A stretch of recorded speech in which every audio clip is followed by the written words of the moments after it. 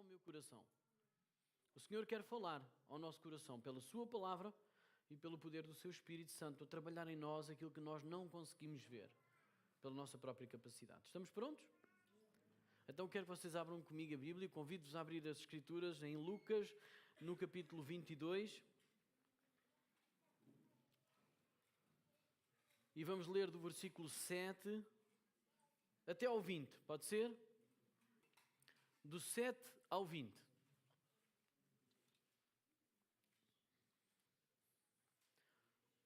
Nós estamos a trabalhar para que, num tempo próximo, nós consigamos estar a ler ali ao mesmo tempo a mesma versão que nós estamos aqui a trabalhar. Nós estamos a trabalhar nesse sentido, ok?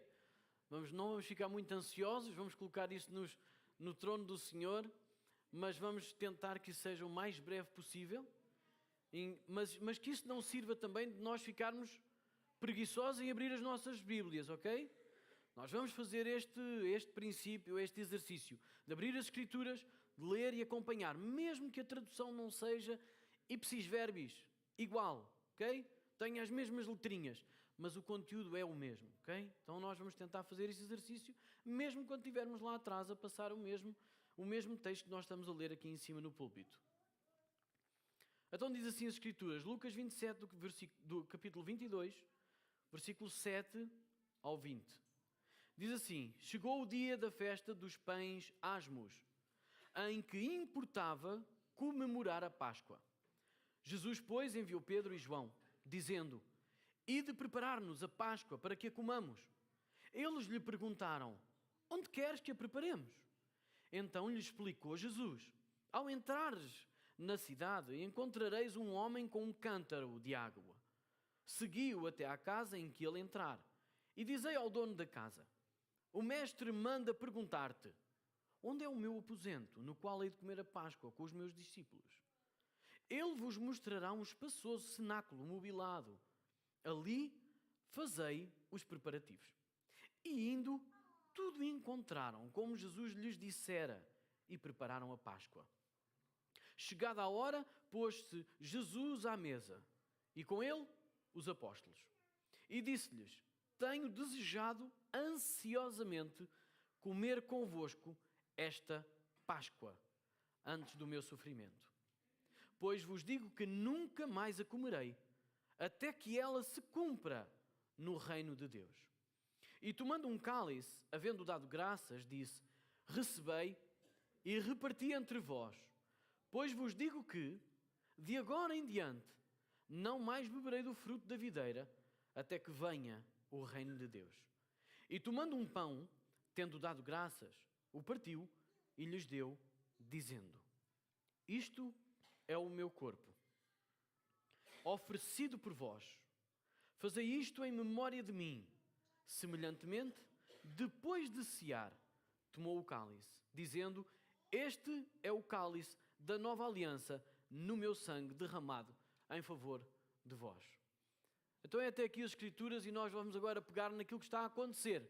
Vamos ver ou vamos enquadrar onde é que isto está a acontecer. Nós sabemos que estamos a tratar a Semana da Paixão, nós estamos a tratar a última semana da vida terrena do ministério de Jesus, ok? Antes da sua morte, antes do sepultamento e antes da sua ressurreição. No entanto, nós escolhemos aqui 5 momentos específicos desta semana para enquadrá-las ou colocá-las nos 5 domingos. Nós entramos a semana passada em Jerusalém com Jesus, lembram-se? Jesus falou à figueira, entrou dentro do templo, limpou o templo e saiu, mostrou-lhes a analogia da figueira, a dizer que não mais haverá fruto deste ministério sacerdotal. No fundo, este é o exemplo. Israel já não tem mais um ministério sacerdotal. Ele vai dá-los a outras pessoas. E nós sabemos a quem. Foi aos apóstolos em primeiro lugar. Mas isso era representativo do ministério que a igreja hoje ainda tem, de proclamar o Evangelho, de passar a bênção do Senhor e a vida que nele há. Okay? Então esta é a grande ideia. Depois hoje nós estamos aqui na última ceia. Okay? Dentro da última ceia nós vamos até ao último capítulo de João, do capítulo 17, onde ele faz a oração sacerdotal. E para a semana nós entramos com Jesus no jardim de Getsemane. E depois no outro domingo, no dia 2 de abril, nós vamos entrar com Jesus, ou vamos visualizar Jesus a ser crucificado. E depois no dia 9, que nós vamos celebrar a Páscoa e também a ceia do Senhor, nós vamos celebrar a ressurreição de Cristo. Então estes são os 5 momentos em que nós estamos e vamos fazer o contexto desta semana. Agora Jesus, antes de entrar nesta última ceia, antes de entrar em Jerusalém, eu quero-vos dar um momento muito específico que constrói o argumento com que nós estamos a trabalhar agora, ok? Então venham comigo, ele está a subir, ele e os seus discípulos estão a subir até ou para Jerusalém, e diz assim as Escrituras, que ele não vinha cabisbaixo. Podem abrir comigo em Marcos 10, no verso 32 a 34. Mas Jesus está a subir, Marcos 10, 32 a 34. Jesus está a subir a Jerusalém e ele está a ser acompanhado pelos seus discípulos, mas olhem uma coisa muito específica. Ele não vem cabisbaixo. Ele vem determinado a entregar a sua vida por mim e por si também. Ele vai determinado com este propósito.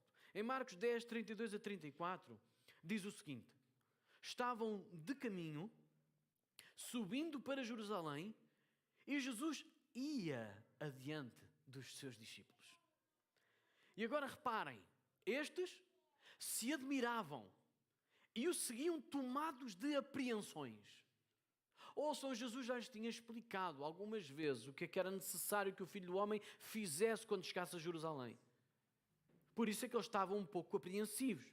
Como é que Jesus vai determinado à nossa frente a subir para Jerusalém? Ele sabe que o espera. Mas reparem agora o que vem logo a seguir. E Jesus, tornando a levar à parte os 12, passou a revelar-lhes as coisas que lhes deviam sobrevir, dizendo: eis que subimos para Jerusalém. E o Filho do Homem será entregue aos principais sacerdotes e aos escribas. Condená-lo-ão à morte e o entregarão aos gentios. Hão de escarnecê-lo, cuspir nele, açoitá-lo e matá-lo. Mas depois de 3 dias, ressuscitará. Jesus ia determinado a subir para Jerusalém, para a sua morte, para entregar a sua vida por mim e por si. Ele não ia cabisbaixo. Ele ia determinado. De tal forma que até os discípulos se tomaram por apreensões. E estavam um bocado confusos. Porque aquilo era sobrenatural. Agora, ao lermos de forma corrida, não é? Os Evangelhos, pode-nos escapar aqui algumas coisas. Mas é importante lembrar uma declaração que Jesus fez. E uma delas é muito importante lembrar em relação à sua vida, que está em João 10, não precisam de abrir, no versículo 18. O que ele diz em relação à sua vida é: ninguém a tira de mim, eu próprio a dou espontaneamente. Eu espontaneamente a dou. Tenho autoridade para a entregar e para reavê-la. E este mandato eu recebi do meu Pai. Esta declaração é para nós lembrarmos, à medida que nós vamos encontrando Jesus em Jerusalém, na última semana da paixão, ele não está a ser tomado de surpresa. E isto é muito importante nós entendermos. Porque ao lermos de forma corrida os Evangelhos, podemos supor até que foram os judeus que tiraram a vida de Jesus. Ou que foram os romanos que fizeram esse serviço. Porquê? Porque os judeus, na verdade, queriam o quê? Tirar a vida a Jesus. E foram realmente os romanos que executaram essa vontade dos judeus. Contudo, ninguém tirou a vida a Jesus. Ele próprio a entregou. E esta é uma declaração que a Bíblia faz de forma inequívoca. Foi um sacrifício voluntário, em completa submissão à vontade do Pai, com aquela determinação que nós vimos pelo relato dos Evangelhos, em concordância com o Pai. Então Deus escolheu o Filho, o Senhor Jesus, para ser o Cordeiro da última e a verdadeira Páscoa. Esta é que viria efetivamente, de uma vez por todas, pagar o preço da dívida que nós temos com Deus relativamente ao nosso pecado. Jesus ia determinado para cumprir a vontade do Pai, para que nós pudéssemos ter vida com Ele. Marcos 10, 45 diz o seguinte, e isto é a declaração do Evangelho de Marcos, relatada a Marcos por Pedro. Ele entendeu mais tarde qual era a função de Jesus. Diz assim em Marcos 10:45, pois o Filho do Homem não veio para ser servido, mas para servir e entregar ou dar a sua vida em resgate por muitas pessoas. Por quem? Por todos aqueles que crescem no seu nome, para que eles pudessem ter vida eterna. Então a primeira Páscoa, não esquecendo a primeira Páscoa, porque é essa que Jesus está ansiosamente a querer comemorar com os seus discípulos. O que é a primeira Páscoa? Ela deixa-nos um princípio muito importante que nos pode passar assim despercebidos.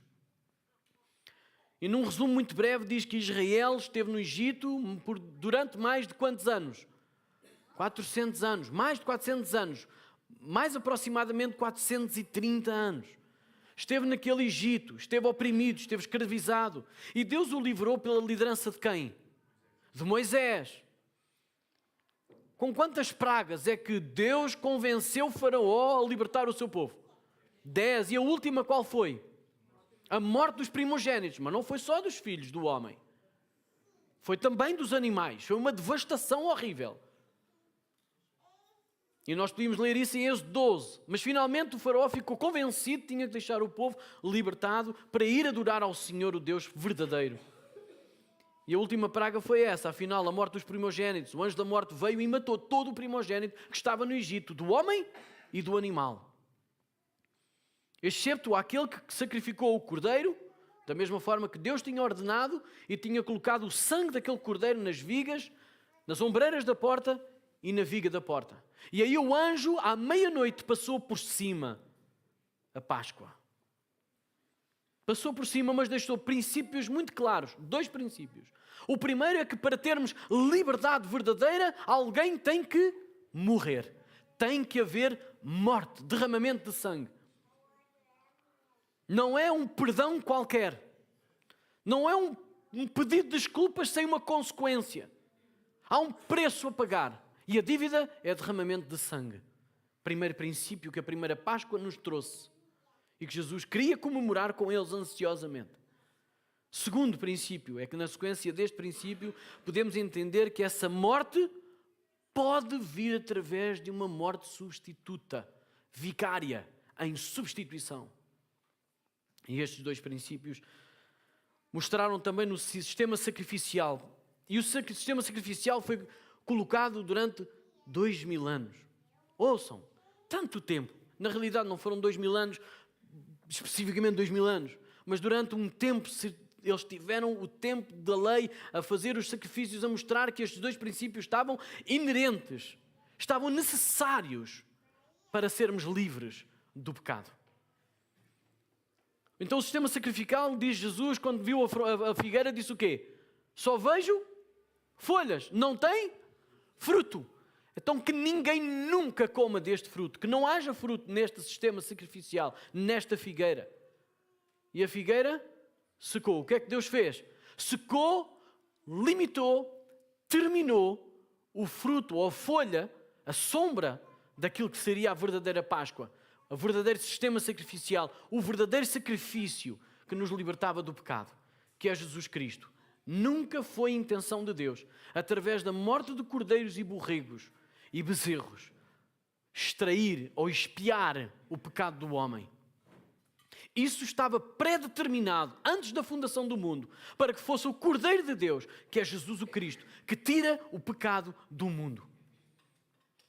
Então aquilo era uma sombra, uma imagem.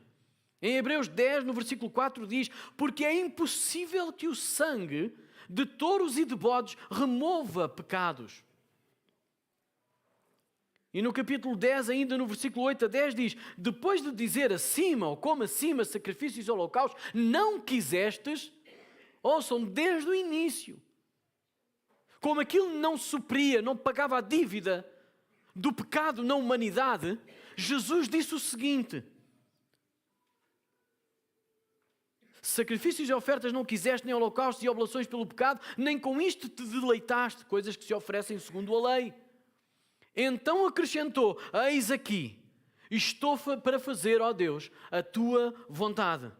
Remove o primeiro para estabelecer o segundo. O que é que esta palavra quer dizer? Remove o primeiro para estabelecer o segundo. Remove o primeiro concerto. O primeiro acordo, que era apenas uma imagem. Eu não tenho aqui o texto, mas eu posso... Claro que tenho a Bíblia e tenho o texto. Ouçam, abram comigo no capítulo 10 de Hebreus. E vejam no versículo 1 o que é que está lá escrito. Porque esta palavra tem muita importância para a nossa pregação, porque a última ceia é uma substituição, é um cumprimento simbólico e ao mesmo tempo exato da primeira Páscoa para colocarmos a primeira comunhão em Cristo, a ceia do Senhor. Capítulo 10, versículo 1 diz, a lei de Hebreus, não é? Hebreus 10, versículo 1. A lei tendo a sombra dos bens futuros. Ora, quem é que consegue comer a sombra de uma macieira? Quem é que consegue comer o fruto da sombra de uma maçã? Quem? Ninguém. Fica com fome. E a lei era uma sombra dos bens futuros. E não a imagem exata das coisas. Quem nós cantamos hoje? Quem é a imagem exata de Deus? Jesus Cristo. Não pode nunca, ou seja, a lei sendo uma sombra, não pode nunca, pelos mesmos sacrifícios que continuamente se oferecem de ano em ano, aperfeiçoar os que se chegam ao culto. Então a Páscoa, mesmo sendo continuamente durante milénio, ou são durante um tempo pré-determinado por Deus, até que viesse o verdadeiro Cordeiro para fazer o verdadeiro e último sacrifício para perdão dos nossos pecados, a lei era uma sombra para mostrar e nos guardar do sol da ira de Deus. Entenderam? E quando então estávamos debaixo da sombra dos bens futuros, nós não éramos consumidos pela ira de Deus e Ele guiou-nos até Cristo.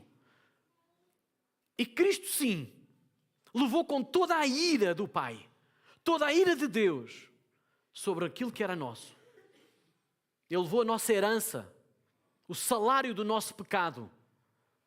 Ele é que pagou a dívida com a sua própria vida. E era isso que ele disse: estou ansioso de tomar esta última Páscoa com vocês. Porque a partir de agora assim vai ser verdadeiro.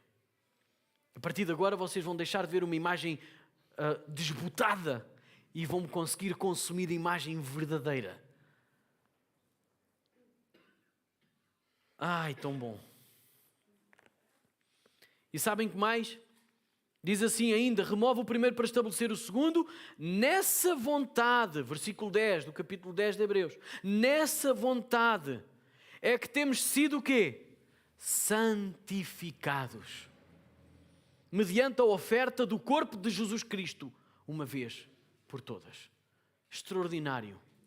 Mas sabem que mais? Jesus foi morto, mas não foi morto por um sacerdote, como o resto dos cordeiros durante estes tempos de milénio, mas por Deus, pelo próprio Deus, e por seu intermédio, ao seu próprio autossacrifício voluntário do próprio Jesus. Ele se tornou o sacrifício perfeito pelo pecado, e esta se tornou então a última Páscoa. A verdadeira Páscoa. Com um significado diferente. E ouçam, há uma curiosidade, sabem como é que os judeus conseguiram de uma vez por todas alcançar e sacrificar Jesus? Sacrificar, ou seja, imputar-lhe um erro na justiça da lei? Quando Jesus assumiu que era o Cristo. E o sumo sacerdote disse: blasfemou! Está feito! Precisamos de mais testemunhas para o matar? E sabe o que é que o próprio Deus fez na sua lei? Aquele que blasfemar do meu nome será morto.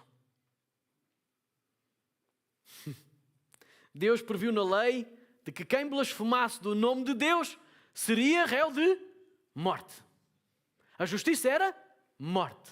Mas eles não o sacrificaram por uma mentira, por uma blasfémia. Foi só na cabeça deles. Então, pela verdade, Jesus foi sacrificado. pela verdade, Jesus foi sacrificado. Então Deus proveu o cordeiro, Jesus aproximou-se do altar. Em Levítico 24:16 diz: aquele que blasfemar o nome do Senhor será morto.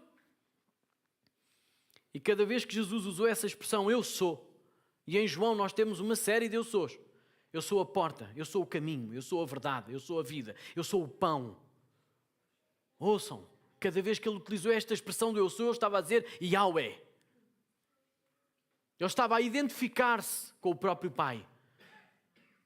Tanto que isso fazia com que cada vez que eles ouviam isso, pegavam em pedras e queriam, nós queremos apedrejar este homem. Só que não conseguiam. Sabem porquê? Porque não era o tempo de Deus. Ninguém tira a sua vida. Eu próprio a dou, no tempo determinado pelo Pai. Querem ter um Deus mais precioso do que este? Mais pormenorizado? Ouça, a minha vida e a sua vida está nas mãos deste glorioso Deus. Deste Deus soberano, que em tudo faz prevalecer a sua vontade. Não há nada que aconteça debaixo dos céus, na terra, que não seja do seu agrado, que não seja pela sua própria vontade. E eu, se eu estou nas mãos deste Deus, deste Pai maravilhoso, eu tenho toda a certeza de que tudo o que acontece na minha vida acontece para o bem daqueles que amam a Deus. E eu quero amar a Deus com todas as fibras do meu corpo. Eu estou nas mãos deste Senhor, deste Deus soberano. Que mesmo quando os outros já intentaram mal contra mim, só se Deus permitir e se estiver na vontade de Deus, é que isso vai acontecer, como aconteceu na vida de Estevão, para a glória do Senhor. E Estevão conseguiu superar, porque ele olhou para a destra do Pai e viu o Senhor Jesus Cristo levantado. Que boa notícia que nós temos. E ele teve a capacidade de dizer, Senhor, perdoa-lhes, porque eles não sabem o que fazem. Jesus tinha dito isso há uns tempos atrás, há uns dias atrás, na própria cruz.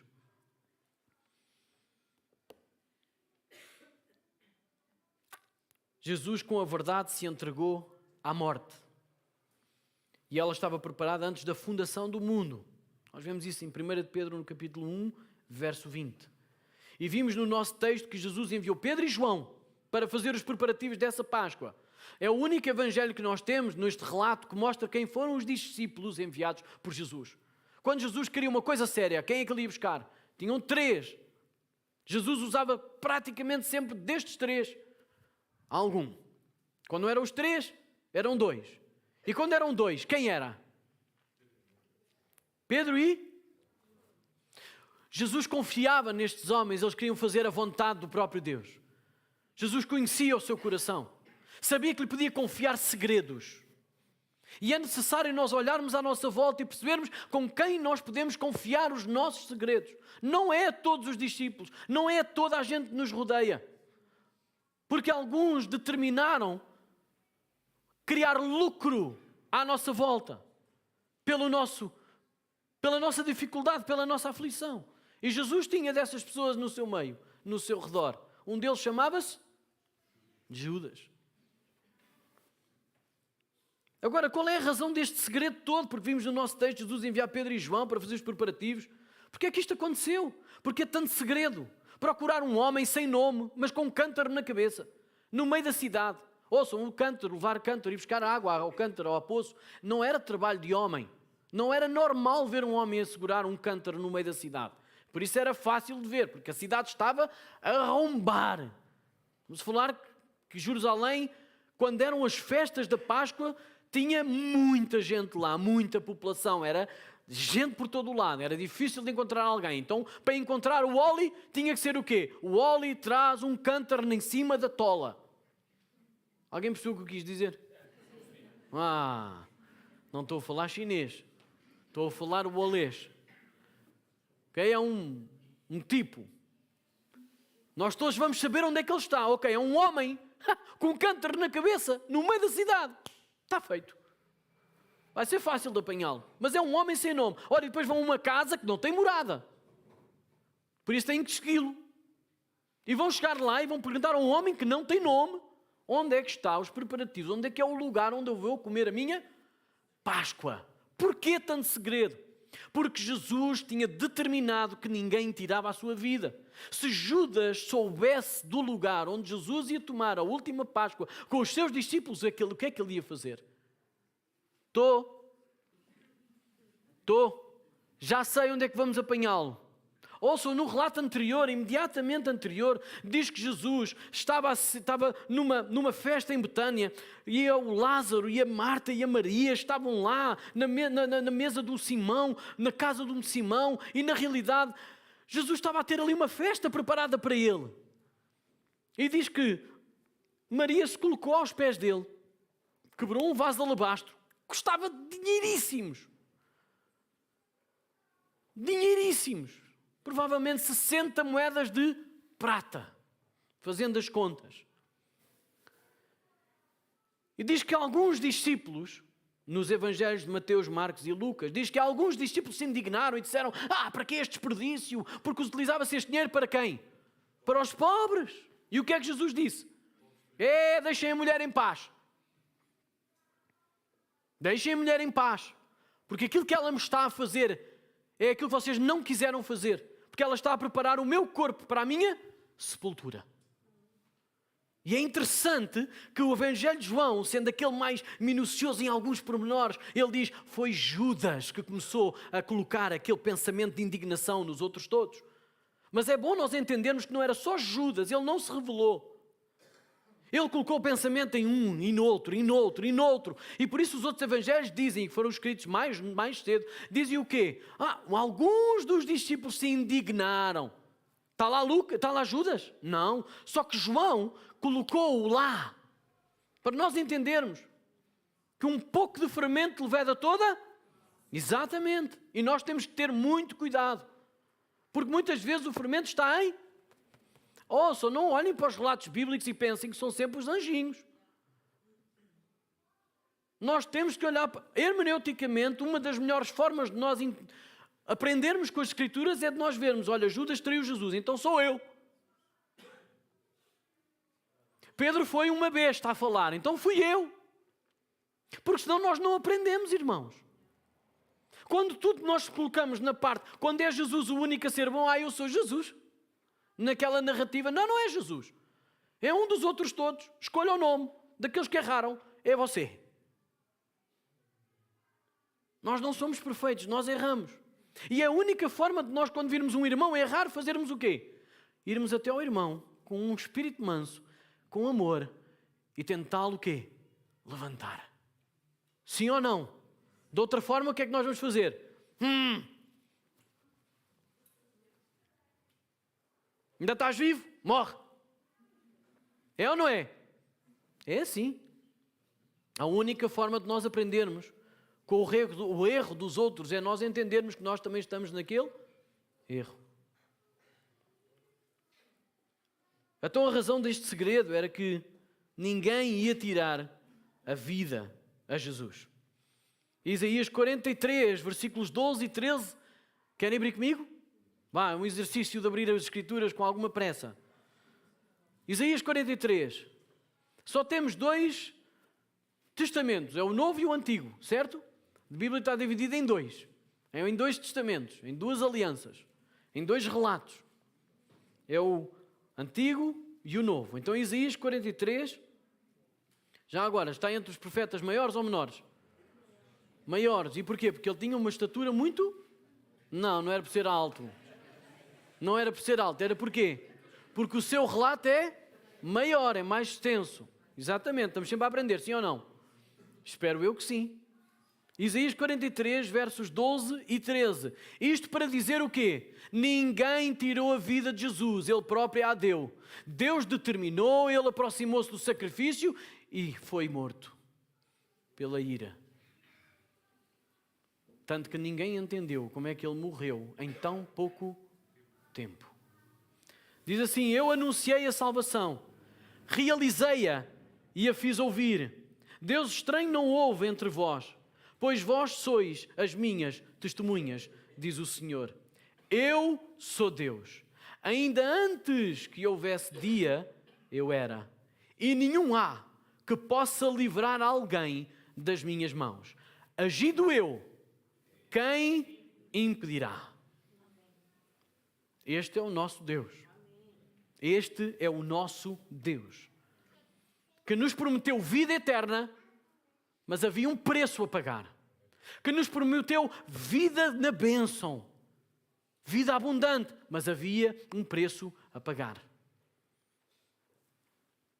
E não fomos nós que pagamos. Foi na última Páscoa, nos versos 14 a 18, que nós temos no nosso texto. E a diferença entre estas duas Páscoas vividas, a de Êxodo, do capítulo 12, e aqui com Jesus, com os seus discípulos, era que em Êxodo, vocês não sei se se lembram, se recordam, mas Deus disse-lhes, olha, vocês têm que fazer os preparativos, devem comer como? Vestidos, como se fossem zarpar rápido, fugir. Devem estar o quê? Calçados. Devem comer o quê? Às pressas. Tinham que comer em pé, porque tinham que estar preparados para sair, porque não sabiam qual era o momento. Porém, esta Páscoa com Jesus, eles estavam como? Reclinados. Não era uma Páscoa às pressas. Era uma Páscoa onde eles tinham que lembrar e recordar todos os anos a mão forte e o braço estendido de Deus para os livrar daquela opressão e daquela escravidão que eles viveram no Egito. E eles tinham ali, ainda hoje têm, os judeus ainda comemoram isto assim, eles têm uma refeição por volta de 4 horas, onde eles naquela refeição têm 4 cálices de vinho. Então o primeiro cálice de vinho que dá início ao momento, eles lembram, na realidade, a chamada da taça da bênção, e é o momento em que eles lembram a proteção, a bondade, a bênção de Deus. Okay? Depois há um outro momento que é a lavagem cerimonial, a lavagem das mãos, porque eles vão começar a tocar em comida na pré-refeição, ou seja, na refeição primária, não a principal. E foi nesse momento em que eles estavam a fazer a lavagem cerimonial, que já estava a decorrer a própria ceia, que diz que Jesus, tendo ouvido que eles estavam ali quem será o maior? Tal, sou eu, és tu. Porque em Lucas nós não temos isto cronologicamente, só aparecerá no versículo 26 a 28. Mas nós sabemos pelo relato de João, que nós sabemos que isso até se passou um pouco antes, porque eles ainda, quando estavam a subir a Jerusalém, eles já estavam a discutir isso. Eles já estavam a discutir isso. Tanto que Jesus diz, olha lá, o que é que vocês estavam a discutir pelo caminho? E eles ficaram assim, olha, sentem-se aqui. Vou-vos ensinar que é o maior no reino de Deus. E ele fez a mesma coisa no tempo da ceia, porque eles estavam ainda a discutir quem seria o maior, quem é que se sentava no lugar melhor. Eles estavam a ser tomados daquele orgulho, o orgulho banana, que nos faz escorregar sistematicamente na fé. E ninguém se livra disto, todos nós temos que combater isto. E das duas uma, ou alimentamos o espírito pela palavra e na oração, ou vamos escorregar nisto. Porque o orgulho está cá. Não para ser trabalhado, mas para ser o quê? Pisado pela fé. E diz que eles estavam a fazer isso e Jesus tomou o quê? Uma toalha, cingiu os seus lombos e começou a lavar os pés aos discípulos. E na realidade ele depois disse naquela conversa com Pedro, se não me deixares lavar, não tens parte comigo. Esta é a forma como nós vivemos o reino de Deus. Esta é a forma como nós vamos implantar o reino de Deus. Esta é a forma como nós vamos fazer o reino de Deus avançar. É nesta forma. No entanto, pelos relatos dos evangelhos, sabemos que houve essa discussão e esta lição prática veio trazer o quê? A ideia de um serviço altruísta, uma postura humilde, repreendendo o orgulho egoísta dos discípulos. E mais uma vez quero dizer, amados, nós somos iguais a estes discípulos. E nós estamos constantemente a fazer estas birras de poder. A única forma de nós nos livrarmos deste orgulho, desta forma difícil de ser, é nós nos sujeitarmos ao Deus soberano, que tem um plano perfeito para as nossas vidas. Mas nós temos que nos sujeitar à sua vontade. Senão, de outra forma, vamos escorregar na casca da banana deste orgulho. E antes da refeição principal, eles teriam uma série de alimentos e procedimentos que os levaria a recordar o sofrimento e a aflição que eles tiveram no Egito. Olhem para mim, não olhem para o Ruben agora que ele está a ir à casa de banho no instante. Vá, olhem para mim, não se distraiam. É lá, vem um ovo, né? É ou não é? Vá, já está. Estamos cá, com atenção aqui. Então eles tinham ali alguns alimentos de pão moído, com nozes, com frutas, e tinham também uns rabanetes passando assim na água com sal, para lembrar as lágrimas que eles verteram no Egito. Então eles tinham que comer aquilo e tinham que recordar uns e os outros. Era uma forma deles ensinarem as famílias, os seus filhos, de qual forma eles saíram do Egito. Com muito choro, com muita aflição, com muita dificuldade. E todos aqueles alimentos recordavam o pão com as ervas amargas, porque era a amargura e a aflição que eles tinham sentido e que pediram ajuda ao Deus Santo e Glorioso para os livrar daquela escravidão, daquela opressão que eles viviam no Egito. Mas era tudo o que é um tipo para nós entendermos que nós estamos debaixo desse jugo pesado que se chama pecado. Por isso é que quando Deus falou a Abraão a dizer, olha, vou-te fazer de ti uma grande nação, mas eles vão ter que passar 400 anos debaixo de um jugo. Ouçam, eles sofreram isso pela soberana vontade de Deus.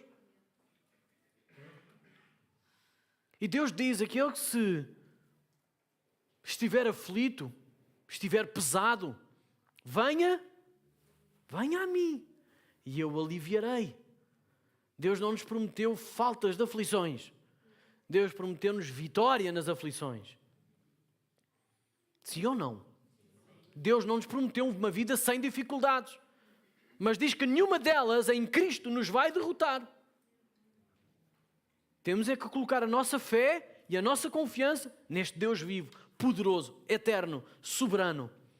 Então na refeição principal, neste caso tínhamos o segundo cálice de vinho, que nesta altura o chefe da família faria a explicação da narrativa toda, de como é que eles saíram, como é que eles entraram, como é que eles foram, como é que aquilo aconteceu, e eles cantavam o Alel, cantavam os Salmos 113 a 118. Isto é muito interessante nós vermos depois um dia mais tarde. E eles neste momento, neste segundo cálice, cantavam o Salmo 113 e 114. Pois era giro nós irmos ver o que é que o Salmo 113 e o 114 fala. E depois, no segundo cálice, eles tinham este momento também de falar sobre estas pragas, o final, de chegavam até ao final das pragas. E é interessante uma coisa que eu achei muito interessante, é que eles no segundo cálice de vinho, antes de eles tocarem nele para bebê-lo, eles tinham que fazer assim com o mindinho e trazer uma gota apenas e passar assim na ponta do guardanapo. Sabem para quê? Porque o vinho representa a alegria. E eles estavam a diminuir a alegria pela aflição que Deus estava a colocar nos egípcios, que eram os inimigos deles. Porque nós não temos que nos alegrar da aflição que Deus coloca nos nossos inimigos. Entenderam? Entenderam? Eles todos os anos tinham que fazer isto. E cada vez que tinham ali, eu não estou a viver isto. Eu fiquei tão contente quando o Manel caiu. Que eu sei que foi Deus. Irmão, nós temos que olhar para o nosso coração. Nós aprendemos isto ou não? Com as Escrituras, sim ou não? Só Deus, irmãos. Porque se for pela nossa carne, nós ficamos ali contentinhos. Toma lá, já levaste. É assim que a nossa carne fala. Sim ou é? É sim ou é? Agora nem dou hipótese do não. É assim e é. Acabou. É assim que nós funcionamos. Nossa refeição. Deixem ver se eu consigo colocar isto aqui. Pá, já está bom. E vamos então para o terceiro e último serviço, que era o último cálice de serviço, que eles já tinham cantado do Salmo 115 ao 118, já tinham aquilo tudo feito. Mas foi esta Páscoa que Jesus diz no verso 15, com muito desejo, desejei comer esta Páscoa convosco. Ouçam, aquilo que a Bíblia nos diz de uma forma literal é, com muito desejo, desejei comer. O meu desejo foi sendo alimentado com um desejo superior. E eu desejei comer esta Páscoa com vocês. E não obstante a todo o sofrimento, diz que Jesus estava profundamente desejoso de comer esta Páscoa. E Jesus afirma no versículo 16, pois vos digo que nunca mais a comerei até que ela se cumpra no reino de Deus. Então quer dizer que vai haver uma outra Páscoa no reino de Deus?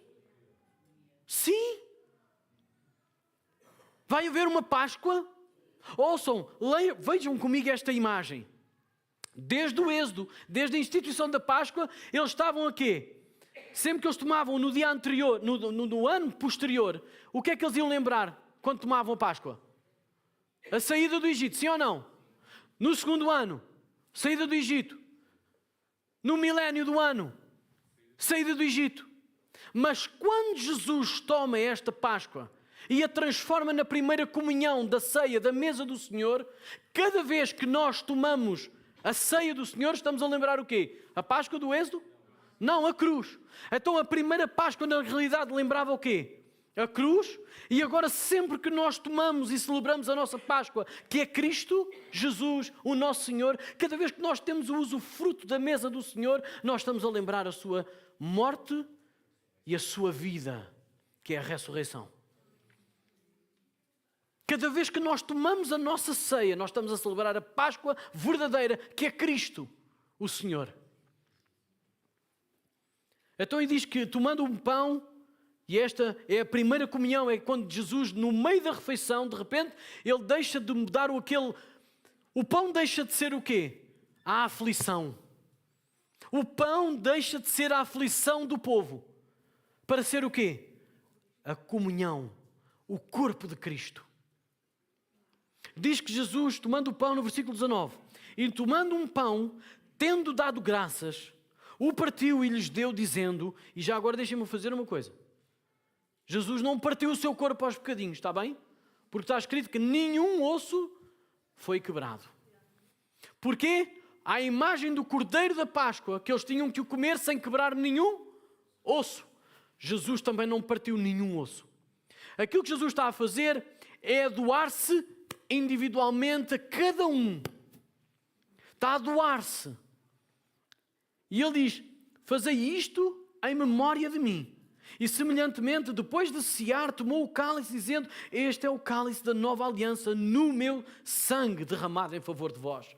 Já não era mais o cordeiro que tinha derramado o seu sangue, mas ele estava a identificar o pão como o seu corpo, que estava a ser entregue, doado por cada um deles. E aquilo não era estático, não era para ficar ali estagnado, era para que todos aqueles que crescem em Cristo, todos aqueles que tivessem tomado do seu sangue e do seu corpo em favor deles, em lugar deles, pudessem ter vida também. E por isso Jesus diz, fazei isto em memória de mim. E façam isto aos outros. Não se doem apenas na palavra, doem-se também na vida. Doem-se uns aos outros. Partilhem-se uns aos outros. E encham-se de mim, para que da forma quando vocês estão a partilhar de vocês mesmos, quem está a ir lá é quem? É o Evangelho, é Cristo. Vivo não mais eu, mas Cristo vive em mim. E todas as vezes, tudo que eu vivo, agora vivo não na carne, mas na fé do Filho de Deus, que me amou e se entregou por mim. Era assim que Paulo vivia. Então ele partiu o pão, ele tomou o cálice e eles selaram a sua aliança, da mesma forma que selaram em Êxodo 12. Porque quando diz que eles tomaram a lei, Moisés quando tomou a lei, tiveram que fazer uma série de sacrifícios. E metade do sangue foi posto numa bacia e a outra metade foi para aspergir no corpo do povo que estava ali a aceitar aquela aliança. E quando eles disseram, esta é a aliança que nós temos que obedecer para que nos vá de bênção, todo o povo tinha que dizer, assim faremos, em tudo obedeceremos. E eles disseram isso pelas 3 vezes, ou seja, de uma forma completa. E da mesma forma Jesus estava a dar do seu sangue para que eles pudessem beber. E é a mesma forma que eles estavam a fazer, em tudo faremos e obedeceremos como tu ordenaste. É a nova aliança que todos os que creem em Cristo serão perdoados dos delitos e pecados. Desde Abraão, porque Abraão não teve a lei, pois não? Como é que ele foi salvo? Foi pela? Exatamente. E todos os outros que estavam depois de Abraão foram salvos pela fé, nunca pela lei.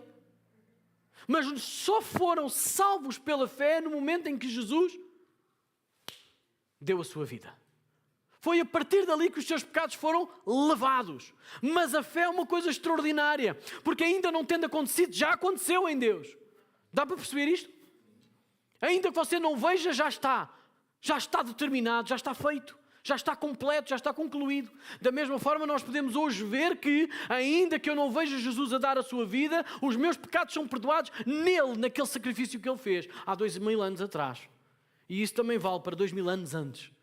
Porque é na fé daqueles que se dão a Cristo e que se colocam debaixo deste sacrifício perfeito que Deus colocou. E sabem que apesar de nós não termos nos Evangelhos muito isto de uma forma muito grande, Paulo resume isto aos Coríntios. E ele escreve o seguinte aos Coríntios, no capítulo 11, versos 23 a 26. Esta é uma das leituras que nós fazemos quando tomamos a ceia do Senhor. Abram lá comigo, 11, 23 a 26.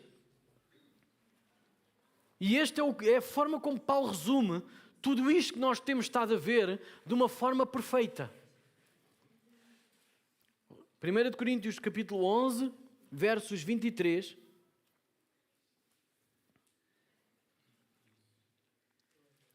a 26.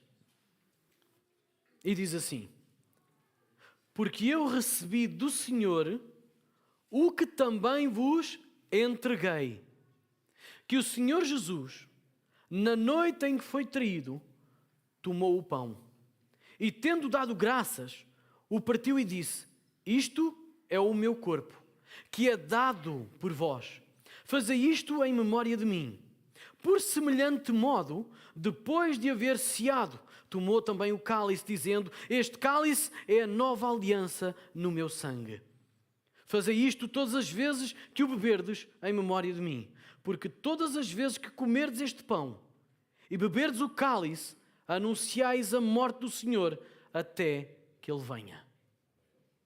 Então, no momento da última Páscoa que Jesus cumpriu na sua lei, estava automaticamente também a instituir a nova Páscoa, que nós chamamos de ceia do Senhor, ou mesa do Senhor, ou mesa da comunhão.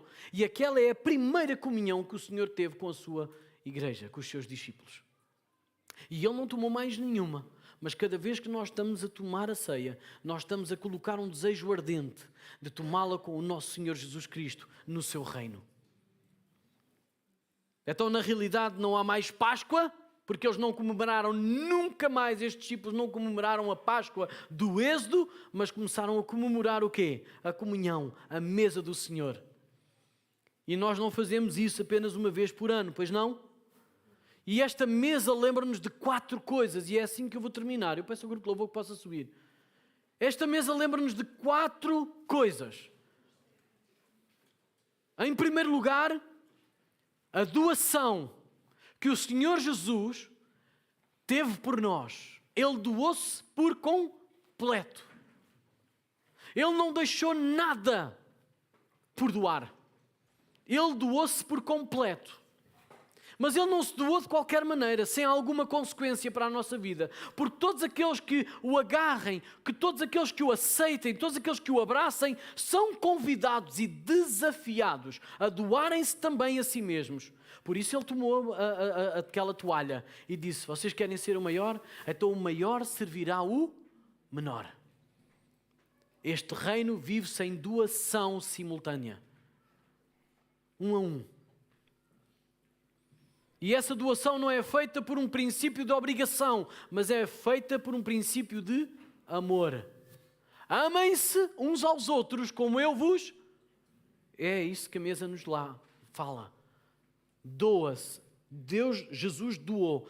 Na realidade, Deus doou o seu Filho, Jesus doou a sua vida, e agora nós somos convidados e desafiados pelo poder do Espírito Santo de Deus a doar-nos uns aos outros em amor. Não é pela nossa carne nós não somos capazes de fazer isto. É pelo poder do Espírito Santo de Deus. A terceira coisa que a mesa nos lembra é uma promessa dupla. E o meu desafio para vocês em casa será ler João 13, 14, 15, 16, 17 e por aí para, está bem? Quais são os capítulos que nós vamos ler durante a semana para nos preparar para o Getsemane? Capítulo 13 de João, 14, 15, 16 e 17. Que nos lembram destas 4 coisas que a mesa nos lembra. Que nos recorda estes 4 princípios que a mesa nos instiga a viver. A doação em amor. E nós temos uma promessa. Uma promessa que se divide em 2. Jesus diz o seguinte. Disse-lhes naquela altura: eu vou para o Pai. E isto era uma declaração que ele estava a fazer. Não era uma promessa, era uma declaração. Mas essa declaração tem 2 promessas. ou uma promessa dividida ou multiplicada em duas. Que é o quê? Eu não vos deixarei sós, órfãos, sozinhos. E mais, eu voltarei para vocês. Eu voltarei para vos vir buscar. Então a mesa do Senhor lembra-nos que Ele se doou e Ele desafia-nos a doar-nos em amor. Nós temos uma promessa que Ele não nos vai deixar sozinhos, mesmo quando nós não o vemos, porque nós temos o Espírito do Senhor dentro de nós. E Ele vai voltar. E Ele vai voltar. E Ele está a regressar. E Ele lembra-nos de uma última coisa. Esta mesa lembra-nos de uma coisa muito importante, que é a unidade, a união. O último desafio de João 17, que vocês vão ler em casa, é que Jesus, quando está no ápice desta entrega, quando está no momento final de dar todas as declarações que tinha que dar e o ensino que tinha que deixar aos discípulos antes de entregar a sua vida, Ele orou ao Pai e disse: Pai, que eles sejam um, como tu e eu, ó Pai, somos um, que eles sejam um em nós, para que o mundo creia que tu me enviaste. Então a